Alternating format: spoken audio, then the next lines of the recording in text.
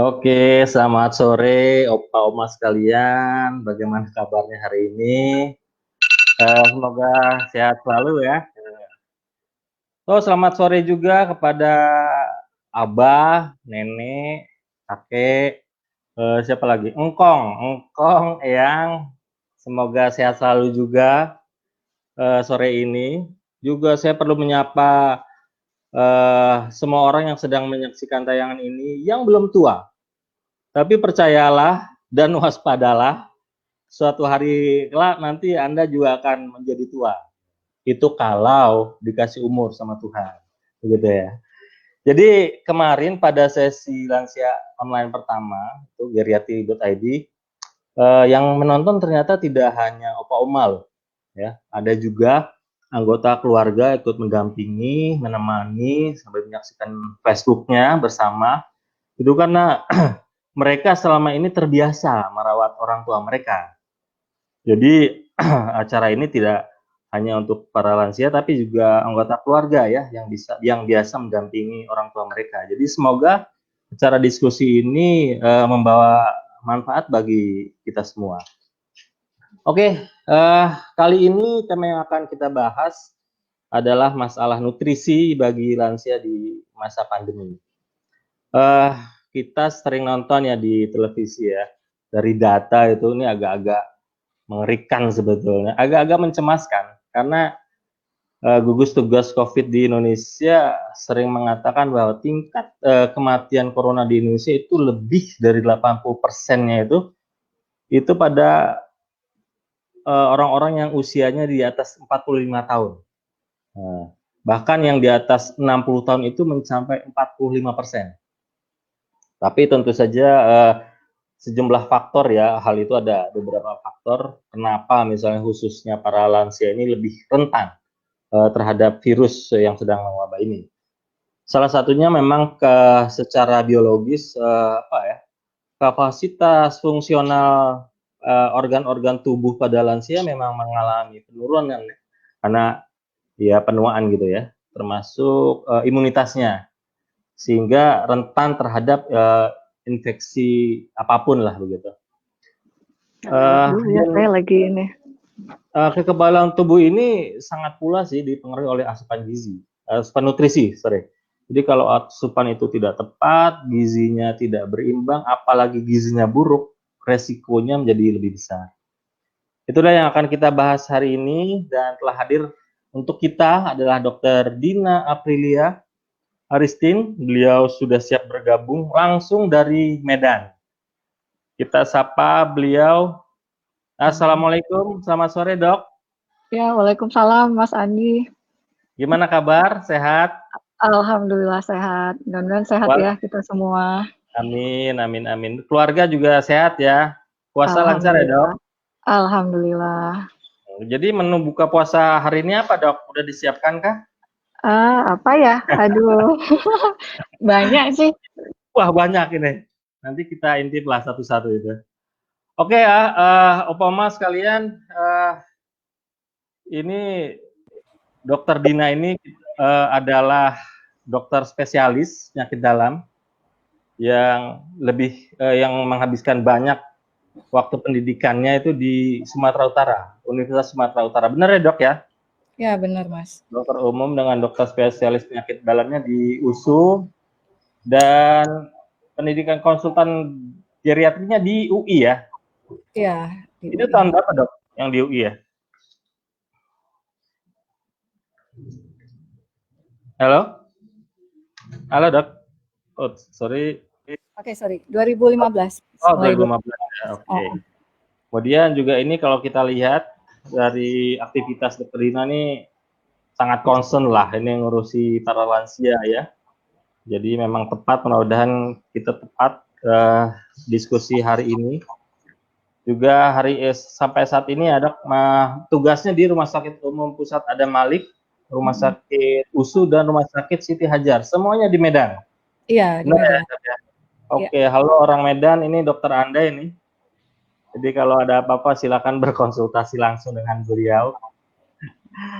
Oke, Opa-Oma sekalian, sebelum kita mulai mendengarkan pemaparan dari Dokter Dina, saya ada pertanyaan nih. Jadi di masa sekarang ini, di situasi ekonomi agak sulit ya dok ya. Makanya mungkin sebagian orang merasa tidak punya banyak pilihan tentang makanan, nutrisi. Ibaratnya lah apa ya? Jangankan makanan bergizi gitu, masih bisa makan aja itu masih syukur. Ini kita agak miris ya dengarnya ya dok ya. Tapi menurut dokter Dina gimana tuh? Ya, terima kasih Mas Andi. Memang sekarang yang jadi masalah dari efek COVID ini masalah sosial kalau saya lihat ya. Jadi cuman masalah medis, tapi sekarang udah dampaknya ke sosial. Memang masalah, apalagi ditambah masalah sosial ekonomi masyarakat kita yang saya lihat belum, ya begitu ya. Jadi memang jadi timbul masalah baru sesungguhnya. Tapi kalau tadi memang masalah makanan sih Mas, kalau susah kita kan sekarang mencari makanan yang bergizi, yang sehat, ya kan. Jadi nggak mesti mahal kan, gitu. Jadi memang sekarang perlu diperkuat mengenai pengetahuan mengenai nutrisi sebenarnya bagi orang-orang ya, bagi masyarakat awam ya. Bagaimana cara memilih nutrisi yang baik, bagaimana memilih nutrisi yang bergizi gitu. Jadi sekarang memang ya dengan adanya COVID ini sebetulnya jadi banyak ilmu sebenarnya, ilmu gratis ya kan. Jadi banyak kelas-kelas online gratis ya kan. Salah satunya mungkin ini yang akan kita bahas pada hari ini mengenai nutrisi pada lansia itu. Oke dok, Opa sekalian, untuk menghemat waktu kita berikan waktu yang lebih panjang, lebih banyak pada dokter Dina untuk memulai pemaparannya mengenai nutrisi ini. Silakan dokter Dina dimulai. Oh ya, terima kasih Mas. Oke, hari ini saya akan membawakan topik mengenai nutrisi pada lansia di masa pandemi COVID. Ya, slide Mas. Oke. Ya sebenarnya nutrisi pada lansia ini dapat sebagai tata laksana penyakit non obat, kemudian dapat berupa terapi nutrisi medis, kemudian dapat menjadi gaya hidup sehat, serta dapat menjadi pencegahan penyakit. Ya, di masa COVID ini mungkin saya lebih menekankan nutrisi sebagai pencegahan penyakit, di mana nutrisi ini dapat kita lakukan sebagai promosi kesehatan serta pencegahan penyakit. Sebenarnya ada langkah-langkah ya untuk mencegah virus pada saat pandemi ini ya. Salah satunya memang ini pemberian nutrisi yang sehat dan seimbang. Oke. Bentar ya. Oke, slide Mas. Ya. Oke. Sebelumnya kita harus tahu dulu ya proses menua yang terjadi pada usia lanjut. Ya, proses menua ini lazim akan terjadi pada pasien pada usia lanjut ya. Proses menua adalah proses yang ditandai dengan penurunan adanya berbagai fungsi organ serta adanya perubahan fisiologis dari tubuh. Slide Mas. Ya. Oke. Jadi banyak terjadi perubahan tubuh pada lansia ya. Yang pertama adalah perubahan komposisi tubuh, di mana pada lansia terjadi penurunan dari massa otot, kemudian massa lemak juga meningkat, serta ada penurunan dari massa tulang ya. Hal ini akan berakibat terjadinya suatu keadaan sarkopenia, di mana keadaan kehilangan dari massa otot, kemudian kekuatan serta fungsi otot. Ya, hal ini akan mengakibatkan suatu penurunan dari mobilisasi lansia serta akan meningkatkan resiko untuk jatuh. Kemudian selanjutnya pada lansia terjadi penurunan juga dari sistem kekebalan tubuh. Ya, dengan penurunan sistem kekebalan tubuh, kemungkinan besar pada lansia ini sering terjadi resiko infeksi. Ya, kemudian juga pada lansia ini juga terjadi perubahan dari fungsi saluran cerna, ya, mulai dari lambung, ya, sampai ke usus, di mana pada lambung itu produksi dari asam lambung semakin turun, kemudian pada usus ya itu fungsi penyerapan juga semakin menurun, serta juga motilitas atau gerakan usus juga semakin berkurang. Hal ini akan bisa menyebabkan suatu konstipasi atau susah buang air besar pada lansia. Kemudian yang sering terjadi pada lansia yaitu masalah gigi ya. Karena pada lansia ini juga apa ya, gigi itu gigi dan rongga mulut itu memang apa ya, sering terjadi kelainan di mana sering terjadi kering ya, mukosa mulut itu menjadi kering ya, kemudian juga bisa terjadi gangguan gusi apabila sering terjadi pada pasien-pasien dengan penyakit gula ya, kemudian juga masalah mengunyah serta menelan ya, kemudian juga gigi-gigi yang semakin ini ya berkurang Mas. Jadi dikatakan dari penelitian usia 65 tahun ke atas itu hanya 60% loh yang giginya baik. Jadi 60% ya. Iya.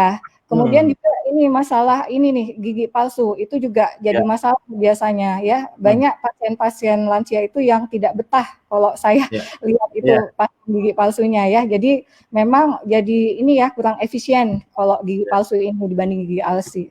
Jadi kalau udah apa namanya gigi palsunya terpasang malah jadi turun itu asupan ininya ya, daging ya, buah-buahan sama sayur-sayuran. Sehingga pada akhirnya asupan energi yang diperlukan vitamin mineral itu tidak ini diserap dengan baik ya. Kemudian yang jadi masalah juga terakhir pada usia lanjut ini terjadi perubahan dari fungsi sensorik. Fungsi sensorik ini pada usia lanjut itu ya seperti fungsi ini ya penghidu ya, mencium bau-bauan ya, kemudian juga pengecapan ya, udah nggak jelas nih rasanya enak apa manis, asin gitu ya. Kemudian juga fungsi pendengaran juga semakin turun, penglihatan ya. Jadi memang ini juga pada akhirnya mengakibatkan asupan makan yang semakin turun ya, dikarenakan mungkin karena selera makannya juga jadi turun gitu ya. Ini terdengar tidak enak menjadi orang tua ya Dok. Tapi tidak bisa dicari toh. Ya begitu. Nanti coba kita lanjut dulu ya Mas ya. Oke. Slide selanjutnya. Selanjutnya, oke ya. Ya sebentar, maaf. Oke. Ini ya. Oke, iya. Jadi ini ya semua itu tadi bisa mengakibatkan status gizi, status nutrisi pada lansia yang akan menurun gitu. Kemudian kita ini ya balik lagi kilas balik ini mungkin apa nih awam mestinya harus tahu nih untuk perhitungan berat badan dan tinggi badan ya. Nah, jadi memang untuk berat badan sama ya, cuman memang untuk beda pada usia muda itu pengukuran tinggi badannya ya. Jadi kalau tinggi badan pada usia lanjut itu ada rumusnya. Jadi diukur dulu tinggi lututnya, kemudian kita ukur berapa tinggi badan sesungguhnya ya. Karena pada usia lanjut ini apa ya ada osteoporosis ya. Jadi pasien usia lanjut ini semakin bongkok. Jadi tinggi badannya itu tidak mencerminkan tinggi badan yang sesungguhnya. Jadi kita konversi lagi untuk perhitungan dari tinggi badannya. Oke, slide Mas. Slide selanjutnya, oke. Oke, baru kemudian kita masukkan ke rumus indeks massa tubuh. Jadi rumusnya berat badan per tinggi badan kuadrat. Oke, slide. Ini dari hasil IMT itu kita hitung, kita klasifikasikan ya, apa memang dia indeks massa tubuhnya normal ya. Kalau normal nanti kita dapatkan nilainya 18,5 sampai 23. Apakah memang kurang ya, itu nanti skornya di bawah 18,5. Apakah memang berlebih ya. Jadi itu nanti lebih itu bisa overweight atau obesitas ya. Nanti berdasarkan ini perhitungan yang tadi. Slide Mas. Oke, ya memang malnutrisi ini pada lansia merupakan masalah yang cukup serius sebenarnya ya. Kalau timbul malnutrisi, memang pada akhirnya akan menyebabkan gangguan ya, seperti gangguan kekebalan tubuh ya, kemudian dampaknya juga bisa memperlambat kesembuhan akhirnya ya. Jadi ini secara umum masalah-masalah gizi ya yang bisa dialami lansia ya. Yang pertama itu gizi lebih. Jadi gizi lebih itu atau overweight biasanya disebabkan oleh kurang aktivitas serta kebiasaan makan yang salah pada waktu muda. Jadi waktu muda mungkin kerja ya kan, tapi makannya enak-enak, terus aktivitas fisiknya kurang gitu ya. Jadi pada akhirnya pada usia lanjut timbul apa nih gizi lebih ya, bisa terjadi apa overweight atau obesitas ya. Hal ini yang bisa menyebabkan penyakit-penyakit degeneratif yang muncul nih seperti penyakit jantung, diabetes ya, kemudian hipertensi sering muncul pada lansia. Kemudian masalah kedua yang paling sering muncul pada lansia ini masalah gizi itu masalah gizi kurang, Mas. Gizi kurang itu paling banyak memang disebabkan oleh masalah sosial ekonomi ya, masalah kurang makan ya kan, kemudian masalah penyakit juga yang diderita ya.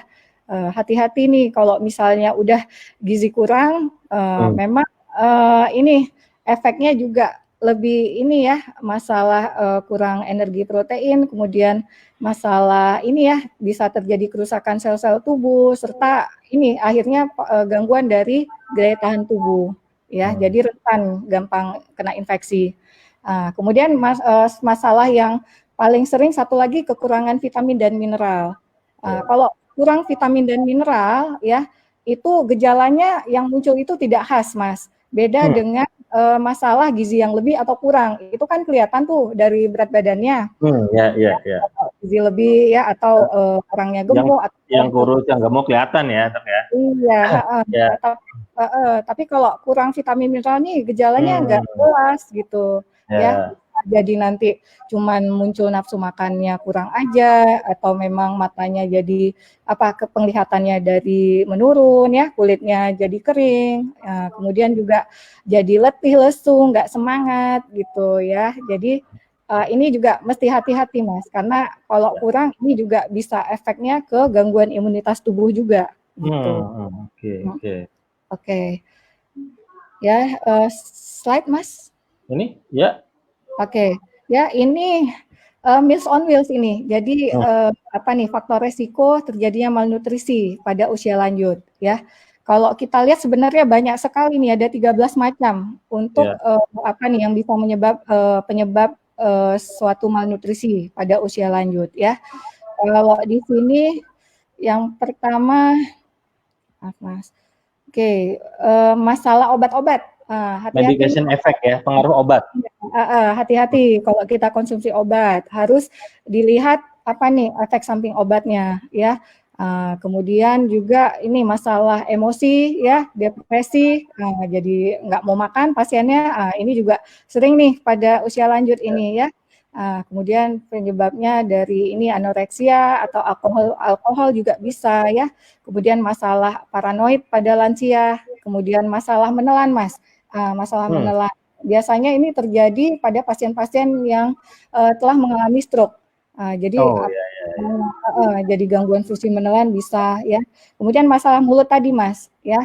Masalah mulut, jadi seandainya memang ada infeksi ya seperti periodontitis atau karies ya atau giginya tanggal, ini pasti berpengaruh ke asupan makan ya. Masalah uang juga ini itu nanti bisa diidentifikasi. Kemudian demensia juga, Mas. Pasien-pasien demensia itu memang bisa ya, karena kan demensia ini terjadi penurunan fungsi kognitif ya. Jadi kadang kalau mau makan ya kita nggak bisa pasiennya tidak, apalagi kalau demensia berat ya, pasiennya itu tidak mandiri, dia memang tergantung sama orang gitu, termasuk untuk makan. Jadi misalnya nggak ada yang ngasih makan atau apa, mungkin demensia jadi nggak makan gitu kan. Jadi memang ini pada demensia juga harus kita perhatikan. Kemudian penyakit-penyakit. Dok, potong sedikit. Lebih berbahaya mana? Lupa makan atau lupa belum makan atau lupa udah makan?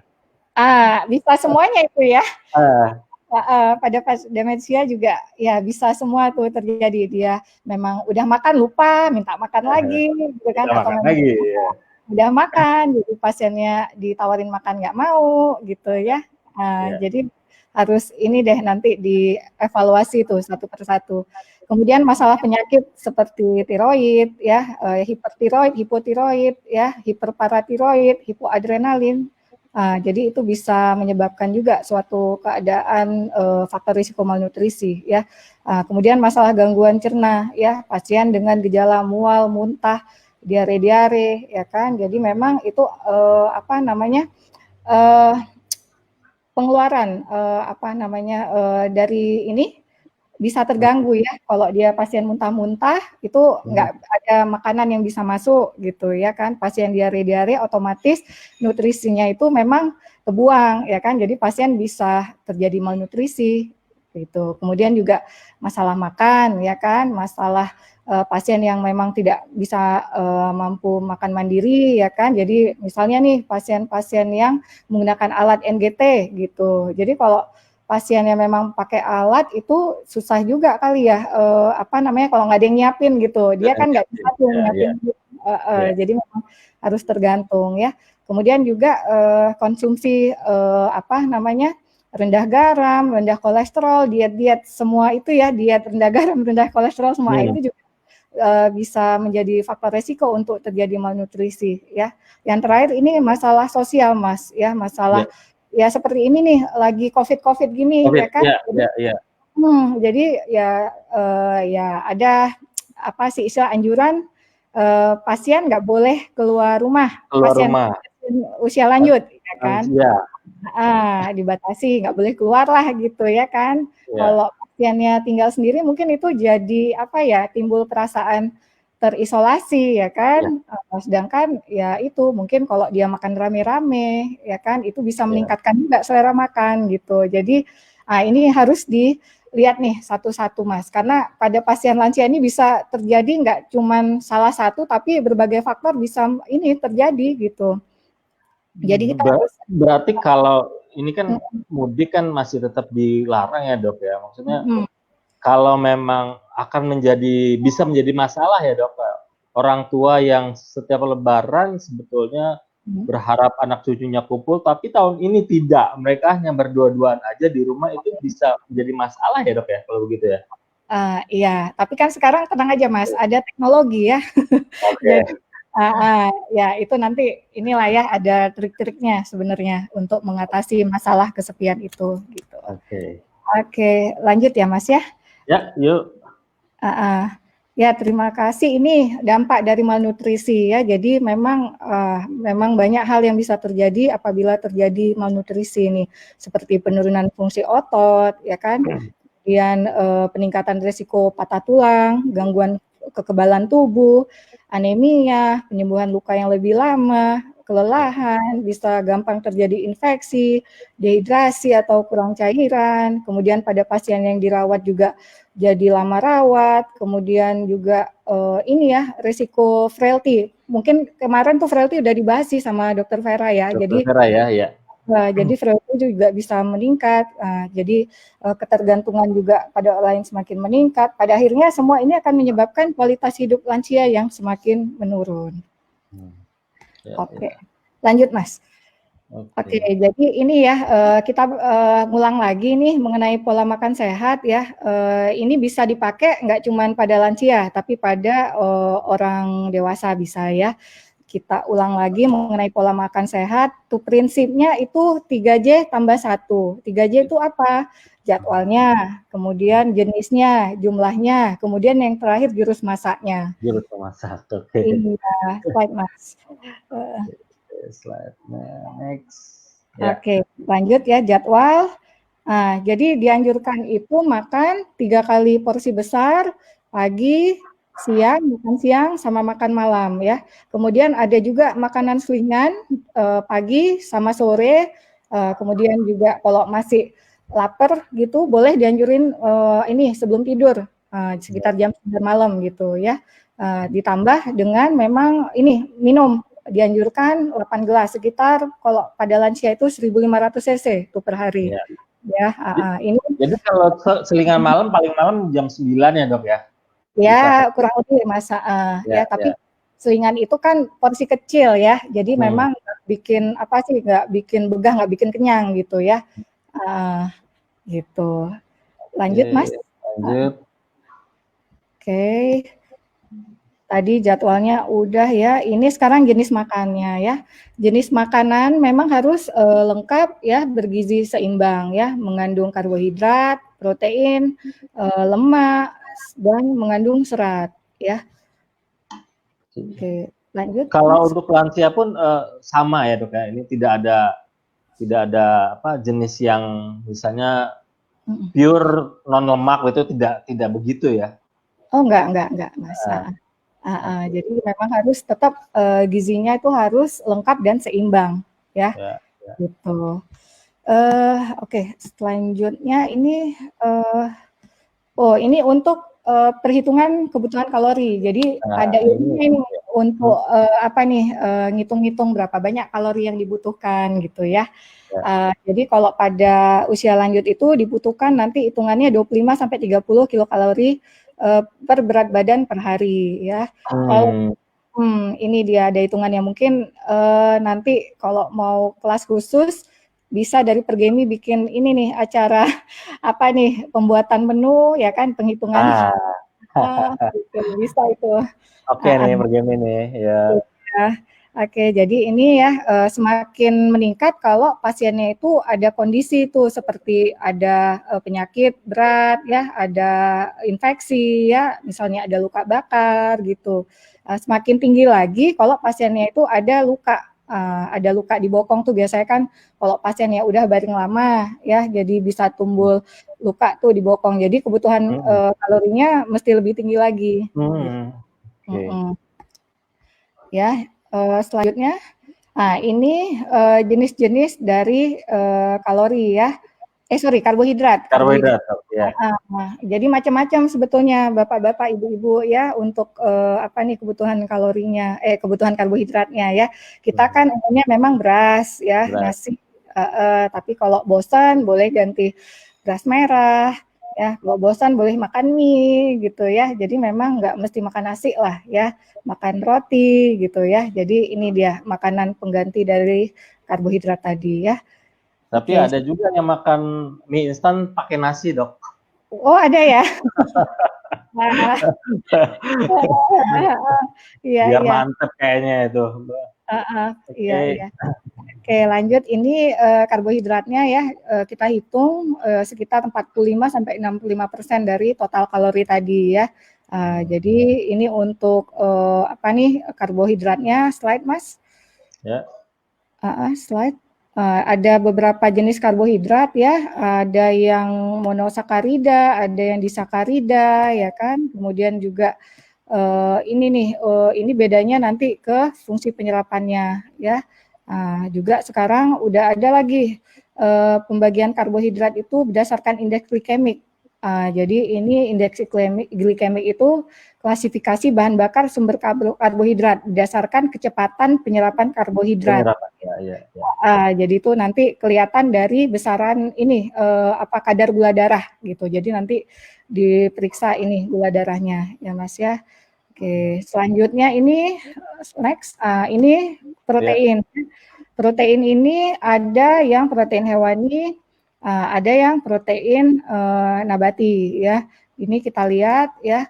Jadi memang kalau pada lansia itu kebutuhan protein cukup besar. Jadi 1 sampai 1,2 per kilogram berat badan per hari ya. Pasien yang apa nih namanya, pasien dengan malnutrisi itu proteinnya juga apa nih perlu lebih banyak Mas. Jadi sekitar 1,5 sampai 1,5 gram tuh per kilogram berat badan per hari. Ya, kalau pasiennya sakit parah itu kelihatan ya ada tanda malnutrisinya bisa sampai 2 gram. Berapa banyak itu ya, telur, daging, tahu, tempe. Jadi itu dia. Jadi memang yang dianjurkan itu yang hewani rendah lemak ya, seperti ayam gitu ya. Kemudian kacang-kacangan. Jadi memang kalau protein ini dari penelitian-penelitian apabila kombinasi dengan latihan jasmani ternyata dapat memperbaiki ini nih massa otot serta fungsi otot, Mas. Jadi ini dia, diharapkan kejadian tadi itu sarkopenia, kehilangan massa otot itu semakin turun, gitu. Jadi itu selain asupan protein ini ditambah dengan olahraga, gitu. Makanya kalau yang sakit sebenarnya lebih dianjurkan lebih ditambah makannya ya, Dok. Kurang lebih semacam itu ya. Iya, tapi sakit. Walaupun katanya kalau orang sakit Mas justru nafsu makannya itu kan rendah ya, Dok ya. Males makan lah kalau sakit, itu gimana tuh, Dok? Iya. Oke, tadi kan ini saya bahas lansia sehat ya, berarti ya. Kalau lansia sakit itu memang perlu penilaian yang lebih ini ya, lebih detail. Jadi memang nanti kebutuhan makannya akan berbeda ya, bisa ditambah dengan nutrisi suplemen ya, makanan cair tambahan itu bisa ditambah ya. Tapi oke, kita bahas dulu nih yang ini ya. Oke. Sehat ya. Kita lanjut ya. Lanjut. Ini kemudian lemak ya. Jadi kalau lemak ini memang dianjurkan sih lebih rendah ya. Asupan lemak itu sekitar 20-25% dari total energi tadi. Konsumsi lemak yang terlalu tinggi ini dapat meningkatkan resiko penyumbatan pembuluh darah, aterosklerosis, Mas. Jadi hati-hati nih kalau udah faktor resiko ya kan, gula darah tinggi, hati-hati jantung nih kalau tinggi lemak ya. Jadi harus yang baik itu jenis lemak asam tidak jenuh. Salah satunya itu minyak-minyak nabati ya. Oke. Next. Ini contoh lemak baik ya, kacang-kacang ya. Kemudian ini ini olive oil ya, kemudian avocado itu lemak baik. Lanjut, Mas. Ini nih bukaan puasa. Aduh. Hati-hati nih Opa Oma, sebentar lagi buka puasa, coba ini tolong diatur ini. Gimana, Dok? Jadinya, Dok? Yang jahat-jahat kayak gimana tuh, Dok? Goreng-goreng ya kan. Aduh. Iya, ya hati-hati ya. Ini sebaiknya makanan yang dihindari ya. Oke, lanjut. Sorry. Bentar, maaf, ada kesalahan teknis ini. Terhapus, mohon maaf. Sebentar.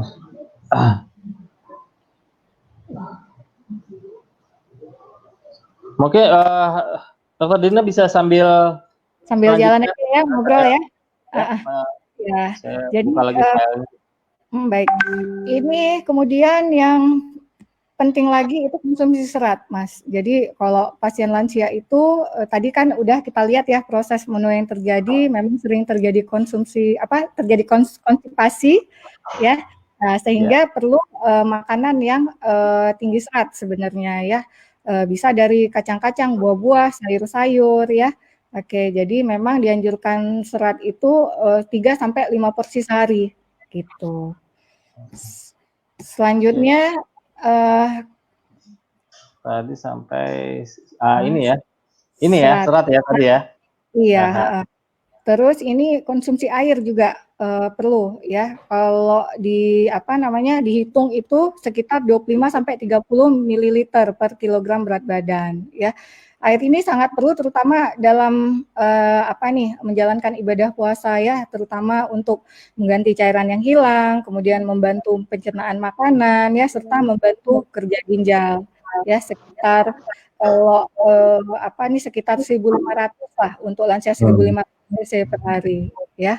Jadi hati-hati nih karena lansia ini kan juga sensasi hausnya juga berkurang ya. Jadi mungkin nggak haus ini. Jadi tapi tetap ya supaya nggak dehidrasi sebaiknya tetap konsumsi. Itu udah sekitar 1,5 liter per hari itu udah cukup ya.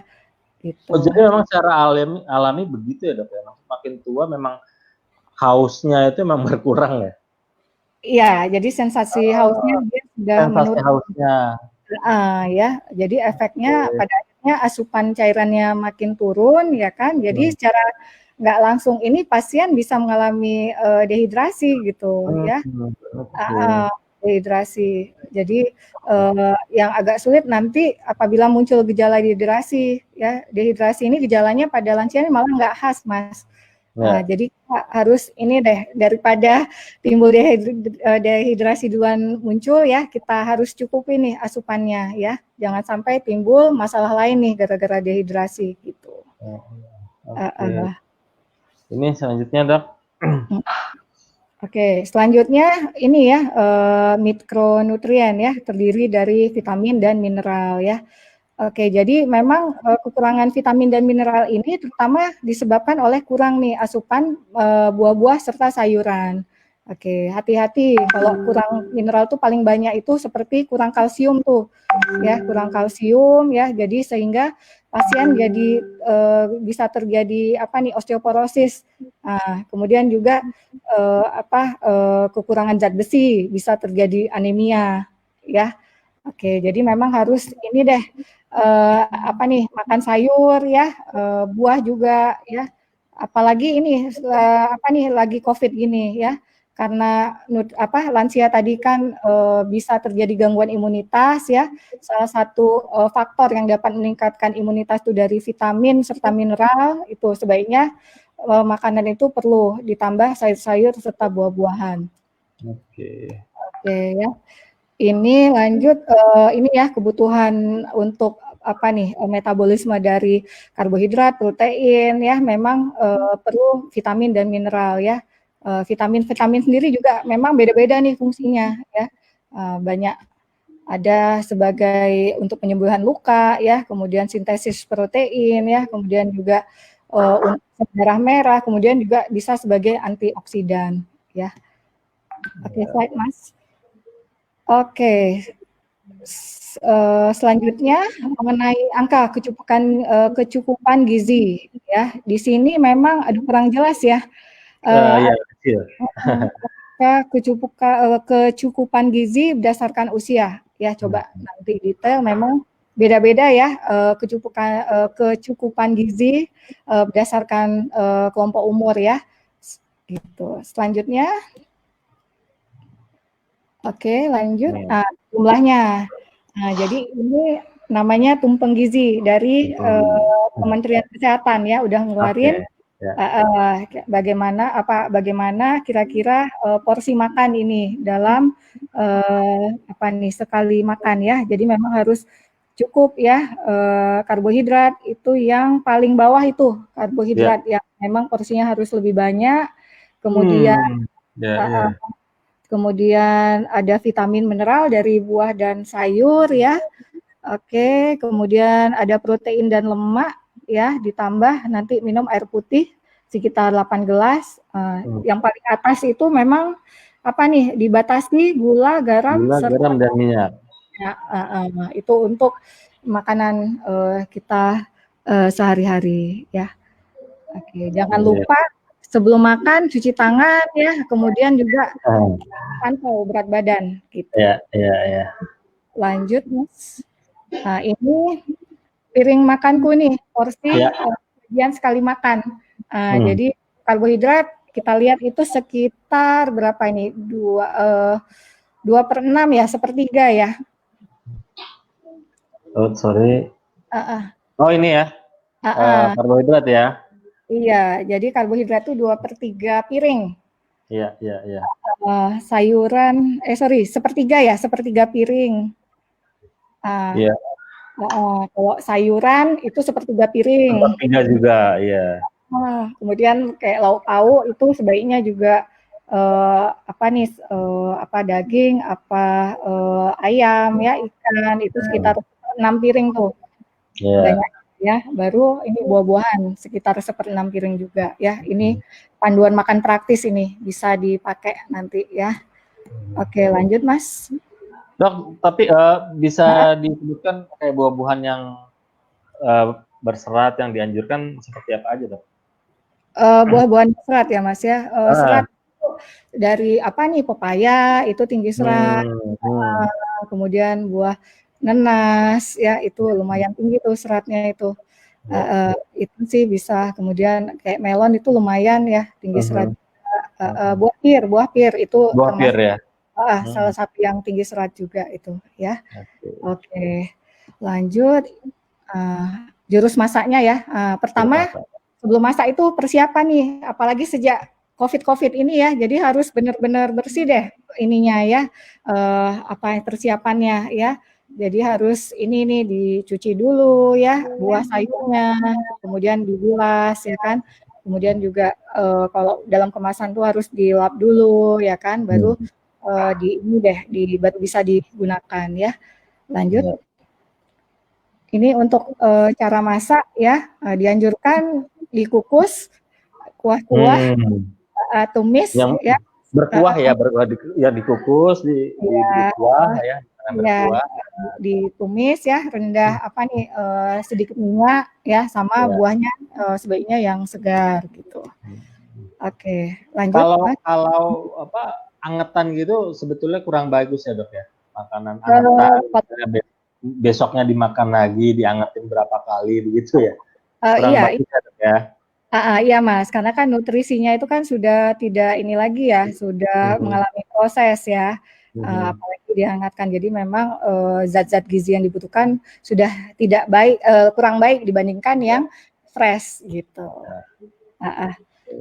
Oke, ini selanjutnya ya prinsip nutrisi ya. Ini tadi kita sebelumnya kan bahas nih lansia sehat ya. Ini lansia yang ada penyakit nih ya. Jadi kan kalau lansia itu ada yang sakit darah tinggi, ya kan, ada yang sakit gula gitu ya. Jadi memang ini nanti harus ini deh konsultasi lagi nih ke dokter ya, karena nanti pasien dengan penyakit itu kan beda-beda nutrisinya ya kan. Apalagi kalau lansia itu kan bisa satu lansia itu bisa banyak penyakit ya kan.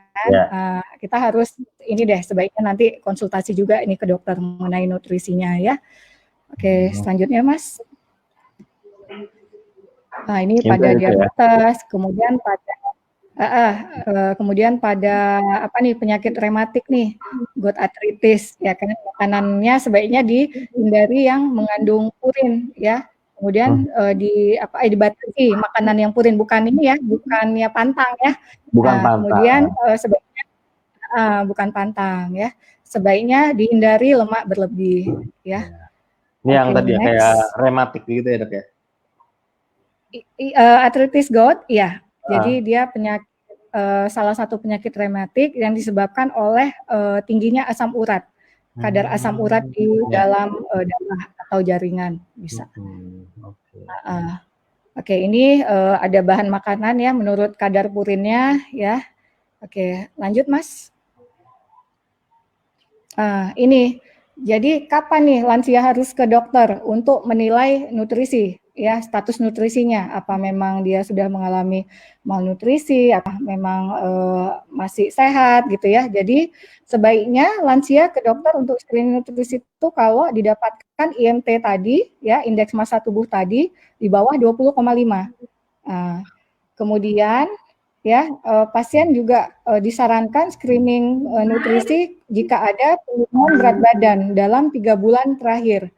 Sampai berapa kilo tuh dok biasanya dok dianggap perlu gitu?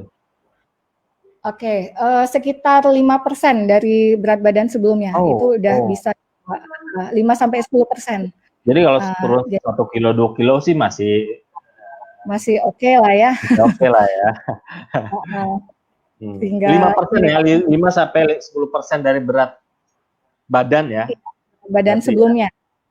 Berat badan sebelumnya. Oke. Kemudian kalau ada penurunan selera makan serta asupan makan dalam 3 bulan terakhir. Ya, tiba-tiba pasien yang biasanya makannya banyak, ya kan, nggak mau makan gitu. Itu bisa ini nih dibawa ke dokter untuk diperiksa nutrisinya gimana. Kemudian karena kalau tebakan saya mungkin itu faktornya bisa 2 ya dok ya, psikologis kah atau memang biologis ya, penurunan selera makan begitu ya. Itu jadi memang Mas tadi kan kita lihat tuh 13 faktor resiko tadi ya. Jadi ya itu harus diperiksa sebenarnya satu-satu gitu untuk mencari apa penyebabnya. Kemudian masalah ini nih kalau ada gejala pencernaan seperti mual-mual, muntah-muntah yang berlebihan gitu atau diare terus ya kan, udah 2 minggu nggak berhenti ya kan, itu bisa dibawa tuh ke dokter untuk melihat nutrisinya ya. Nah, kemudian yang terakhir itu lansia dengan penyakit berat, ya. Penyakit berat apa? Seperti masalah kanker, ya kan? Pasien yang dalam pengobatan kemoterapi, gitu ya. Itu bisa dibawa ke dokter untuk screening nutrisinya. Ya. Oke, lanjut Mas. Nah, ini dari luar negeri sih. Jadi gambaran piramid untuk konsumsi makanan ya pada usia lanjut ya. Sebetulnya sih kalau saya lihat mirip-mirip sama yang tadi nih. Tadi ya. Iya. Iya, oke. Oke, ya. Lanjut Mas. Ini masalah, ini yang perencanaan makan untuk lansia ya. Jadi prinsipnya itu memang pertama harus mengandung zat gizi yang cukup serta beraneka ragam gitu jenis makanannya ya. Kemudian perhatikan porsi makan ya, usahakan makan dalam porsi kecil dan sering. Jadi frekuensinya seperti tadi kurang lebih 3 kali makanan utama dan 2 sampai 3 kali makanan selingan ya. Oke. Kemudian banyak minum ya, 6 sampai 8 gelas per hari, kurangi garam ya. Diharapkan dapat memperlancar pengeluaran sisa makanan ya, buang air besarnya jadi lebih besar ya. Hindari makanan yang terlalu asin ya, sehingga tidak memperberat kerja ginjal ya. Kemudian juga batasi makanan yang manis-manis ya, seperti gula-gula ya, minyak, gorengan, dan makanan yang berlemak. Jadi Opa Uma jangan sering makan es krim ya dok ya? Nah itu ada kondisi khusus ya. Ada kondisi khusus juga. Kalau kapan kan Opa Oma boleh makan es krim itu ada kondisi khusus. Kemudian bila kesulitan mengunyah karena gigi rusak atau ompong, ya, makanannya bisa dibuat lebih lunak atau lembek, ya, atau dicincang, ya. Kemudian konsumsi dari buah sayur, ya, minimal 5 porsi per hari. Oke, kalau bisa jangan minum inilah, ya, konsumsi serat-serat tuh Vegeta atau apa gitu ya. Begitu ya. Ya kalau bisa yang alami aja lah ya kan. Alami aja, ya. Buah dan sayur ya dok ya, benar. Ya buah sayur. Ini juga konsumsi kalsium ya, karena kalsium kan memang cukup rendah ya pada lansia ya. Boleh ditambah susu ya, ikan, kacang-kacangan ya untuk mencegah osteoporosis, pengeroposan tulang. Nah, kemudian juga batasi konsumsi kafein tuh, kopi-kopi, dan itu soda. Abah-abah itu, kakek-kakek itu, abah saya itu masih kuat minum kopinya itu dok, padahal. Gitu, tapi sehat ya. Tapi sehat ya? Relatif sehat sih, nggak banyak keluhan ya. Keluhan standar gitu. aja sih. Gitu. Iya, kalau udah biasa susah ya kali. Iya ya, selama so far masih oke, dalam arti nggak ada keluhan ya kan, pola hidupnya masih bagus, tidur masih bagus, makan masih masih mau makan, nggak ada masalah lah ya, gitu. Ya itu dia. Oke, ini lanjut Mas. Ini masalah-masalah yang terjadi nih pada pandemi COVID ya. Sekarang ini yang balik ke pertanyaan pertama Mas tadi mengenai masalah sosial ekonomi nih. Memang jadi terjadi nih, bisa terjadi malnutrisi ya, faktor resiko malnutrisi ya. Jadi pasien yang tinggal sendiri ya kan, selama ini juga tergantung sama orang ya kan. Jadi ya mungkin dia akses untuk membeli makanan keluar nggak bisa ya kan. Jadi jadi nggak ada yang nyiapin makanan gitu. Jadi itu bisa memang jadi masalah ini pada COVID ini gitu ya. Susah istilahnya nggak ada yang melihat ya bagaimana persiapan penyiapan makanannya memang sudah cukup atau belum ya kan, karena memang sih sebetulnya ditambah dengan kemajuan teknologi ya, mungkin kalau lansianya ini nggak gaptek, dia bisa pakai ini kali ya, Gojek, Grab gitu ya. Tapi apa cukup gitu? Apa memang nutrisinya itu Ya, ya, sudah baik atau seimbang? ya, Itu kan kita tidak bisa lihat ya kan? ya, Tuh, kemudian juga ini masalah lagi kalau pasien demensia nih Mas. ya, Pasien demensia ya, ketergantungan pelaku rawat ya. Jadi eh, ya mungkin jadi terbatas juga ya karena COVID ini ya, caregiver-nya apa nih kurang aktif atau bagaimana ya kan, ditambah lagi perubahan-perubahan dari pola dia sebelum COVID dan sesudah ya. COVID ya. Jadi mungkin ini jadi pengaruh nih ke kondisi makan pasien demensia gitu. Karena tingkat kebutuhan pendamping itu sangat tinggi ya kalau pasien demensia ya dok ya. Iya benar Mas. Ya, Jadi memang harus ini lagi nih dievaluasi lagi nih bagaimana kondisi apa nih makannya bagaimana ya kan. ya, Jangan sampai harusnya karena COVID ini berubah semua polanya, pola makannya ya kan. ya, Penyiapannya mungkin saya nggak tahu nih apa caregiver udah mudik atau gimana ya kan. Jadi keluarga juga yang nyiapin juga ya, mungkin kurang paham atau gimana itu bisa pengaruh ya ke kondisi nutrisi juga gitu ya. Kemudian juga ini pasien apa nih dengan ketergantungan ya, pasien dengan pakai alat misalnya alat oh, bantu oke, ya, makan gitu ya. Jadi itu tadi kan perlu yang membantu ya, jangan sampai apa nih namanya jadi terganggu nutrisinya gitu. Kemudian juga pada pasien depresi ini ya, pasien depresi ya COVID mungkin dia kurang ada interaksi sosial gitu ya, makin depresi selama COVID, ya. akhirnya makan makin nggak mau, akhirnya Hmm, bisa jadi malnutrisi ya. Jadi ya, ini tergantung nanti kasusnya bisa macam-macam. Jadi harus kita apa nih analisa satu persatu ya.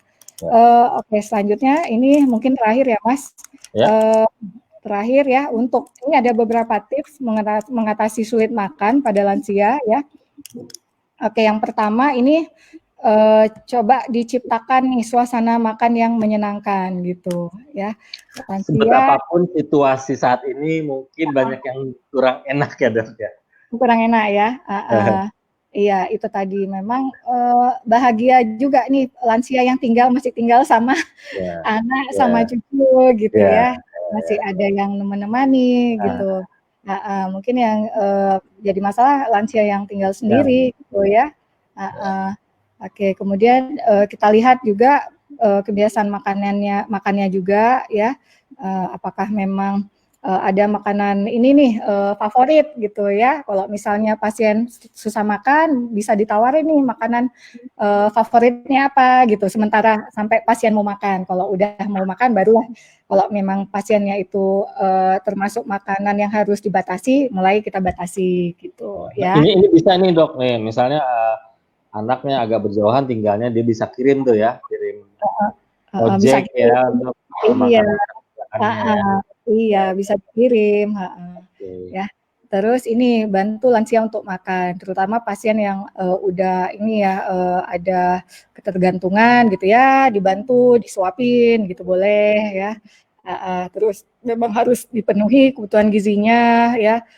Kemudian yang paling penting juga kita lihat nih dijaga kesehatan gigi dan mulut ya, jangan sampai ternyata pasien nggak mau makan ternyata memang ada masalah tuh giginya lagi goyang apa memang udah ompong, gigi palsu yang nggak dipakai gitu. Jadi nanti harus dilihat lagi ya kondisi gigi dan mulutnya ya. Kemudian juga obat-obat itu juga harus dievaluasi ya. Jangan sampai ternyata ada obat yang menyebabkan ini nih apa efek samping, misalnya mual, muntah gitu kan. Jadi apa nih pasien lansia jadi sulit makan ya. Inilah dibujuk-bujuklah lansia ini ya. Nah, karena lansia ini kadang ya kalau kita bilang kayak anak-anak kecil lagi ya, kalau yang terutama yang udah demensia ya. Jadi memang harus inilah ya disayang-sayang, dibujuk-bujuk gitu agar pasien makan. Oke Mas, itu saja mungkin terima kasih. Oke, Dokter Dina. Oke, Opa Oma. Panjang lebar tadi Dokter Dina sudah memberikan penjelasan mengenai pentingnya tetap menjaga nutrisi di masa pandemi seperti ini. Saya ada beberapa hal yang saya garis bawahi, tapi intinya adalah bagaimana kita peran keluarga sih untuk ikut turut menjaga, merawat lansia, karena situasinya memang agak beda nih.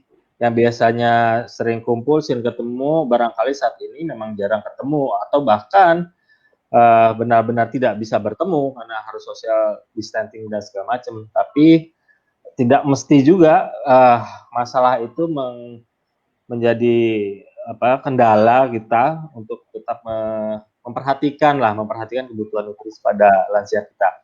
Oke, Dokter Dina, berikutnya kita akan masuk sesi tanya jawab ya. Sudah ada beberapa pertanyaan yang masuk ini melalui grup WhatsApp kelas lansia online dari Geriatrik ID, karena kita memang juga ada grup WhatsApp. Langsung saja saya bacakan. Pertanyaan pertama dari Pak Isman Nuryadi. Beliau mengatakan, saya setiap sahur dan berbuka puasa selalu minum jeruk lemon campur madu segelas. Wow.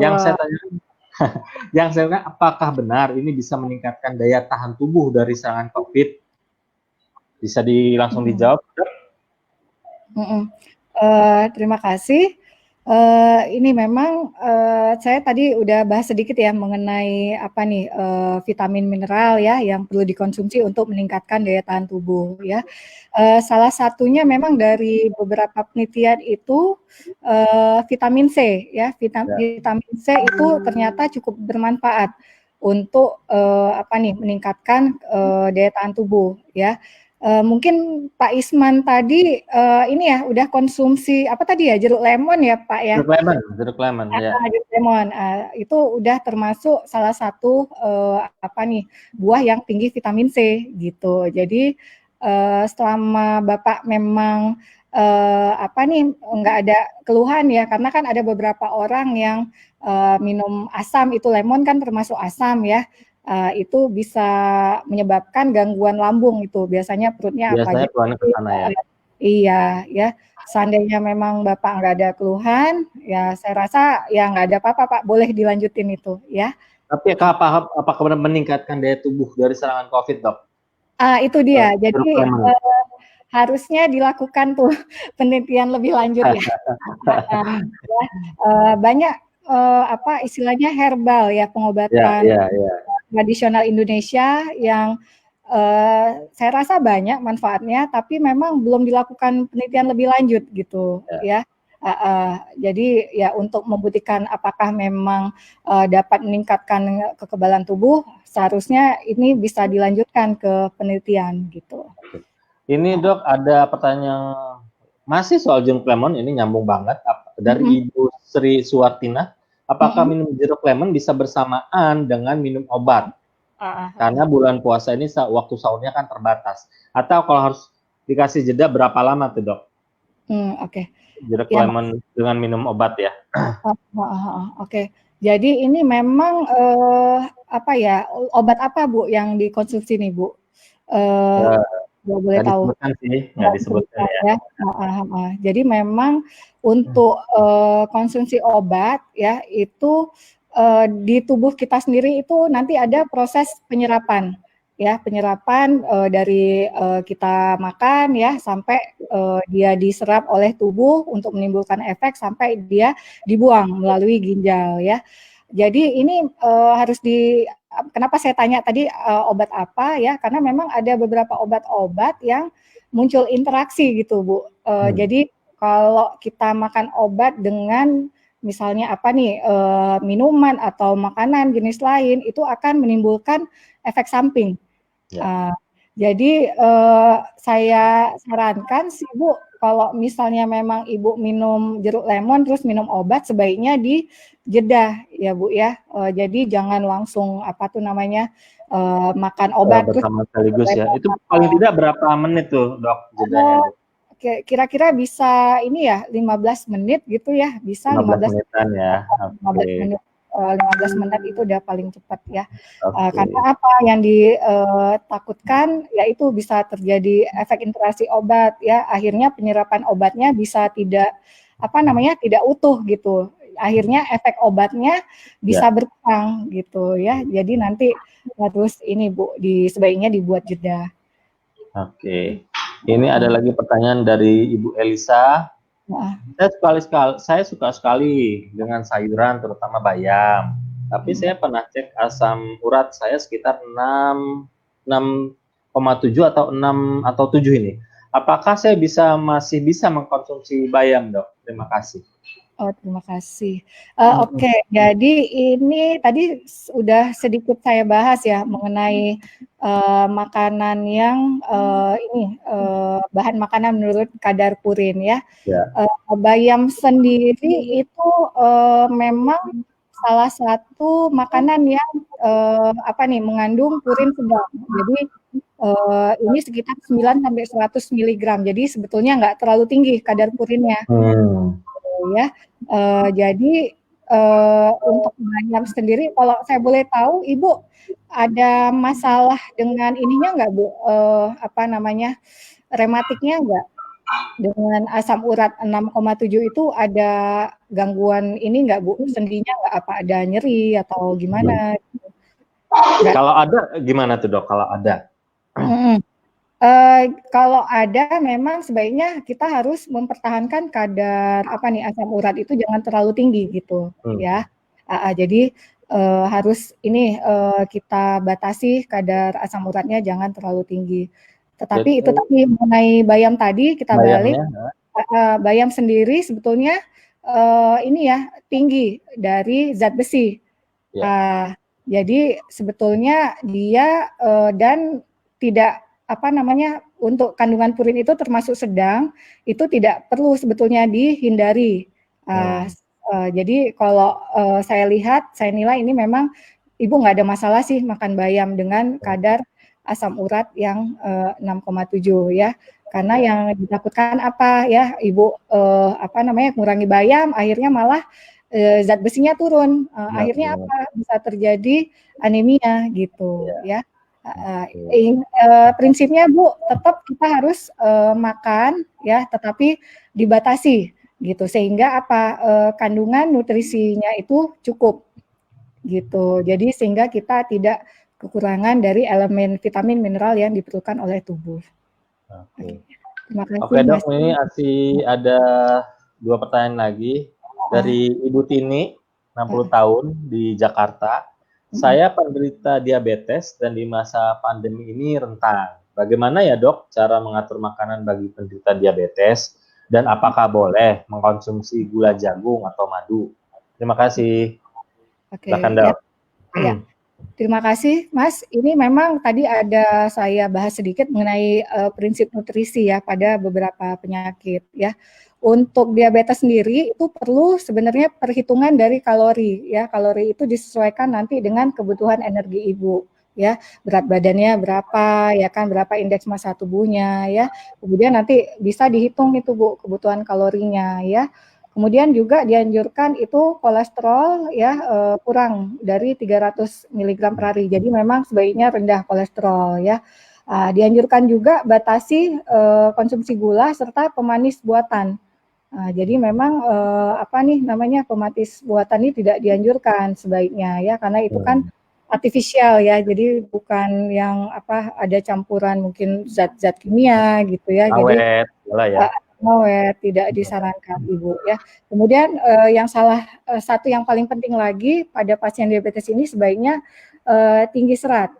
Buat apa? Supaya penyerapan dari gula darah itu tidak terlalu tinggi gitu ya. Jadi langsung gula yang kita serap itu bisa sebagian terbuang melalui feses ya, buang air besar gitu.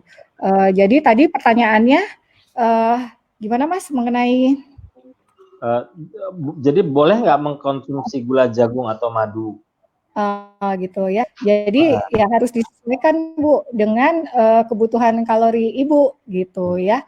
Madu itu dan gula jagung itu termasuk karbohidrat ya. Jangan sampai kita terlalu berlebihan konsumsinya, ternyata kalorinya itu jadi berlebihan Bu.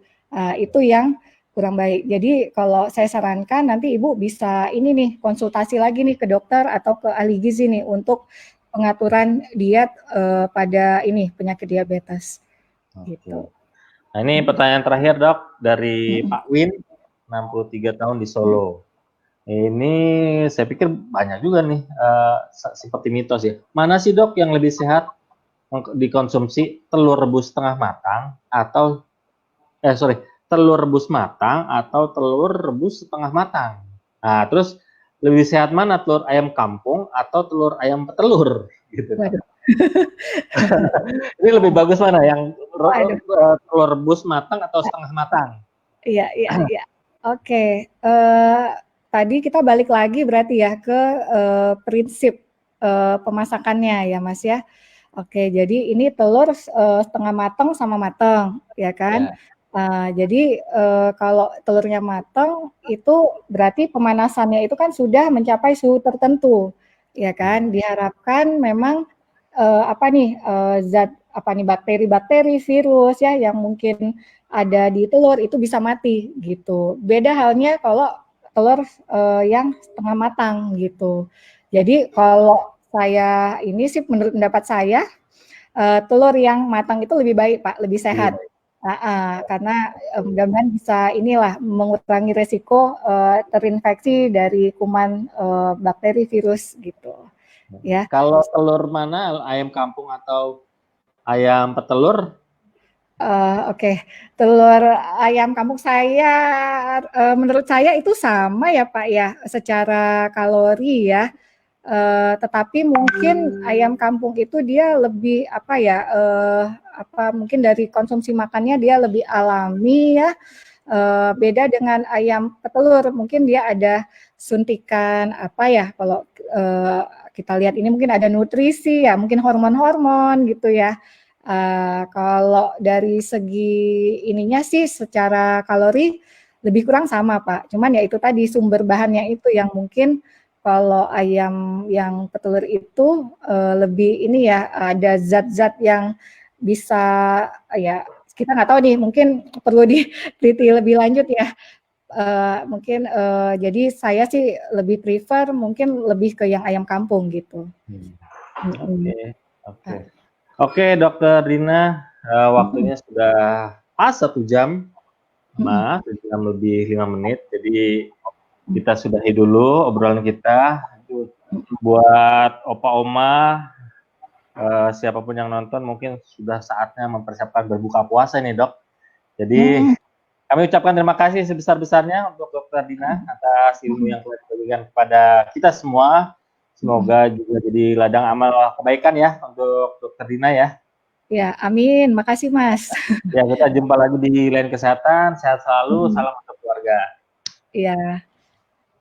Terima kasih Mas. Ya, oke, opa oma, demikian sesi lansia online kita hari ini. Dan saya selaku moderator ucapkan terima kasih atas perhatian opa oma dan semua. Juga mohon maaf jika ada salah ucap, ada celutukan-celutukan yang kurang berkenan, mohon maaf. Sekali lagi kita berjumpa pada sesi selanjutnya di Lansia Online bersama geriatrik.id. Terima kasih, selamat sore. Assalamualaikum warahmatullahi wabarakatuh. Waalaikumsalam.